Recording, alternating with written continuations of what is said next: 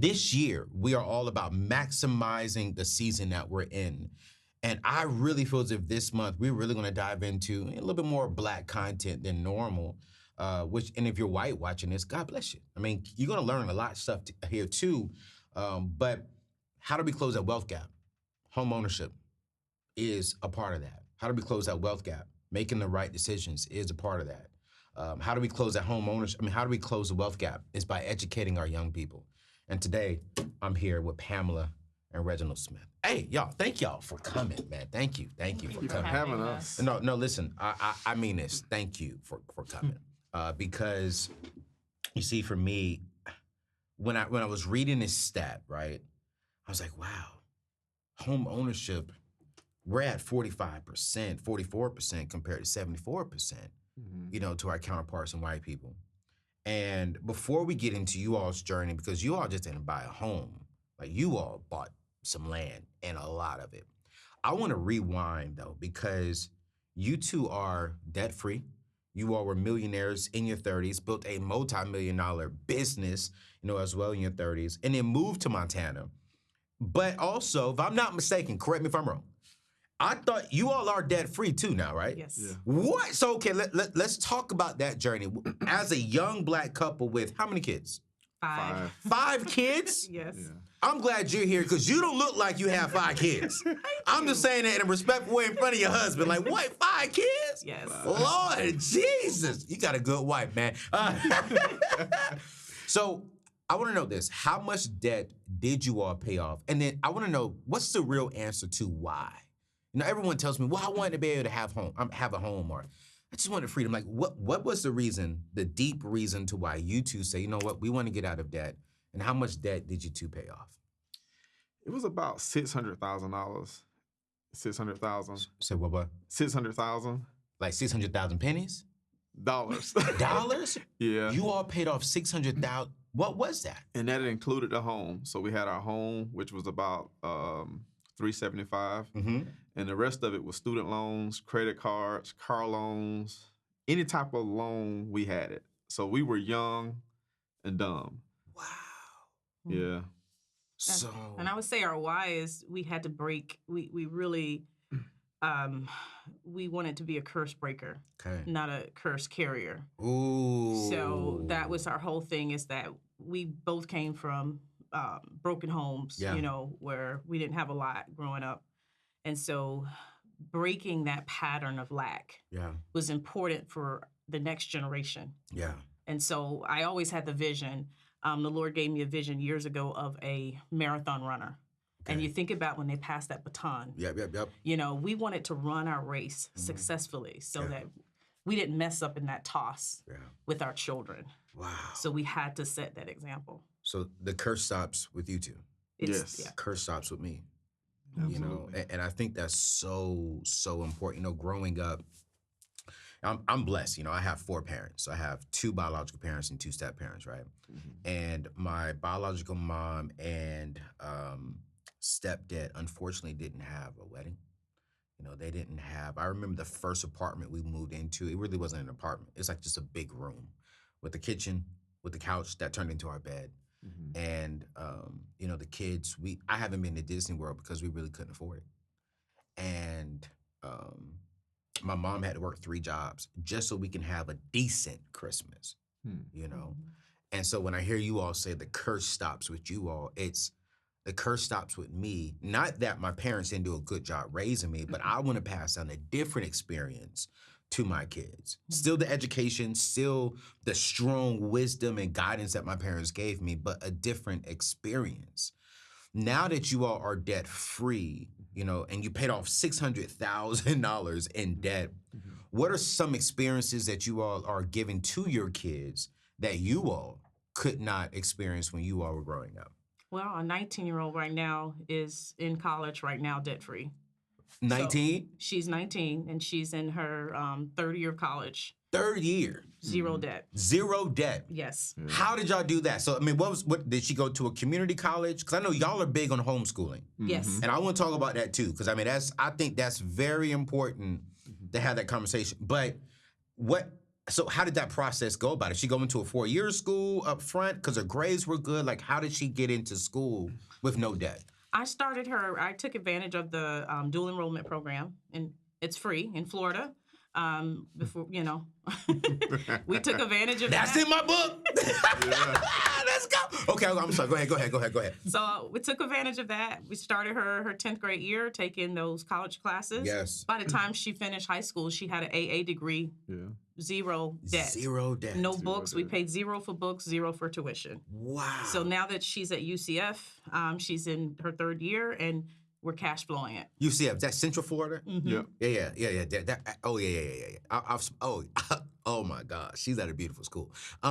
Okay, cool. And so she will graduate with no debt. Zero debt. What's her degree in? She's in journalism. So she wants to get into writing. Mm-hmm. Yep. Okay. Did you see that while she was growing up, that she would want to go that route? Yeah, we saw that. And that's the beauty of homeschooling. Yeah. Is that we get more time with our kids to really extract those gifts. Yes. Now, if you all were drowning in debt, if you had that $600,000 in debt, could you still homeschool? That would have been tough. And also, it would have been tough to homeschool not being entrepreneurs. Right. That's the other key. That was the key. Entrepreneurship. Let's go there. So one of my mentors, Mignon Franson, I call her my Nashville mama when I used to live in Nashville, but she's my spiritual mother. I love her dearly. She said that entrepreneurship for Black people is freedom setup. It's like when you own, it gives you the power of freedom. Yeah. And so you all are saying like, hey, because we went the entrepreneurship route, we took and eliminated all of our debt. Now we have ownership of our life, and we can do whatever we want to do to impact our kids. Yeah. One way you're impacting your kids is you're homeschooling all of them, correct? Yes, all of them. Okay, so I'm not going to knock traditional school route only because my mom is in traditional school route. So all my family's in the education route. But my mom did homeschool me for 1 semester when I got expelled. And I would definitely say that was probably the best experience for me because I was more focused and my mom was doing the teaching. But she's very big on public education. But I'm very big on homeschooling as well because my sister has a master's degree in education, taught in the school system for 5 years, quit that, to come home and homeschool all of her kids. Wow. So from you all's perspective, why is homeschooling important?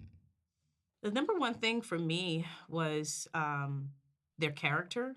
Okay. The second thing was what I saw before we homeschooled. Our children was in private Christian school. When my daughter came home, I think us as African Americans, we often think white is better. And so I had that idea that success for a Black person is that you get in white spaces. And the Lord had to teach me that that wasn't necessarily true or good for our children, because what I saw with my daughter being in a predominantly white school, her character was changing. She was losing her identity. She was wanting her kinky hair to be straight. She was wanting to wear designer shoes because the most of the children that were there were doctors and lawyers' kids. And I said, this is just not the character I want. The other thing is, our children don't see themselves reflected in literature. They don't see themselves reflected in the leadership. And the Lord had to wake me up to say, that's not good. If you're raising up leaders, to raise up leaders, they need to see themselves in what they're studying, in the leadership. We have a lot of things to break. And so I only have a short time window with my children. And so homeschooling for us was the best thing, because therefore I can bring them places like here to Maryland where there's so many African Americans. We travel a lot as a homeschooling family. Yeah. I can give them those real world life experiences versus just them sitting in a classroom all day. Yeah. Now the world is their classroom. Yeah. And so those were some very, very key things for us. As a father, I'm curious, because your wife said something that was just so good. She said, hey, I wanted to make sure that our kids kept their identity. As a father, how do you feel knowing that you're raising up daughters, Black daughters and Black sons in this world? Why is homeschooling important for you as well? I'm curious. Was it your idea first, or was it both of y'all's idea together? I think we came to that conclusion together because we saw like the problems we were having in the school. Their identity were changing. Wow. They were just wanting to fit in with the majority there. Okay. And it was hurting them, the fact that they didn't see themselves. Yeah. Now, here's my problem with homeschool, right? They're by themselves. And so one thing that I've learned with homeschooling kids, which my sister is very big on this now too, is like my nephews and niece, they're close. But outside with other kids, they're like, So would y'all say homeschooling, how do we on the homeschooling side make sure that our kids, if we're gonna homeschool them, are still enjoy being around other people? Still enjoy and know how to communicate and engage with other people, not just within their own families and circle. Entrepreneurship. Okay, then break that down. So our children went to the office with us. They were able to be around our staff. They were able to watch us in business. Therefore, they developed an entrepreneur mindset. Come on. So our oldest daughter right now, who is an entrepreneur in Atlanta, doing very well, started her first business in the 11th grade. And so they're focused on entrepreneurship. Pam, hold on, Pam, hold on. Well, y'all just dropping nuggets in here. I hope y'all understand what's here. Are y'all listening? So wait. Listen, you know me, we're gonna repeat it all. Paid off debt. Started a business that turned into a multi-million-dollar business, and we're gonna talk more about that. Because of that, you was able to homeschool your kids, educate them to where now you can keep their identity and turn the world into their education system, coming through the lens of their identity, their culture. Because of being homeschooled, your daughter was able to go follow you all as you all are building a business, which sparked her to start her own business. Correct. Yes. All of our kids are entrepreneur-minded.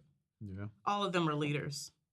They're absolutely, all of them. I mean, even our son, I mean, he has a journal of mom business ideas. You know, it's in them because this is the environment. You create an environment in your home. Yeah. You know, and your children will walk after you. That. Yeah. You know? And so what inspired me as a nurse, I was a nurse before we started the home healthcare business. I used to go into these homes of snowbirds in South Florida where they, you know, I always wondered, me coming from the ghetto, like, how do they afford a house in New York and South Florida? I couldn't wrap my mind around that. Yeah. And so I would sit there and I would study them. These little Jewish people, you know, sweet, and I love them so much, but I would study them. And I found a key thing. 95% of them were entrepreneurs. And one day I was there, I was looking on the wall. They had this one guy had a frame, and he had a picture of his son and him, and it said like father, like son. And they were both, it was an article written in a magazine showing that the son had followed in the father's footsteps. And that one thing just clicked in me. I'm like, we have to create an environment. And so that's what, you know, all of this was just in entrepreneurship, and it was just so important. In order for them to develop that mindset. Going to school, a lot of times, they're training them to become workers. You know? And so our children need leadership skills, especially in the time that we're living in now. And so instead of having them go and be in this, you know, schools were designed for the industrial age. A lot of people don't know that. And so this is why you have the desk in one row and they're expecting everybody to pass the same test. And so when you get them out of that environment, you can unlock their gifts. And instead of being told you have to study this, you can start shaping them towards what God has placed in them. And so that's really what we do with our children. And being able to teach our kids, because, you know, every kid is different. And like our son, he has a lot of energy. So if he was in a school, we would probably be getting phone calls every day. He's probably like me. Like, because my mama got phone calls about me saying like, he needs to get on Ritalin or something like that. You know, he has what do they call that? ADHD. And my mama said, no, what he need is a whooping. What he need is discipline. And what he need is stronger teachers that knows how to cater and cater to a young man of his character. And it was so funny. They never put me on Ritalin. My mom believes that if she would have put me on that crap, I would be a different man today. Yeah.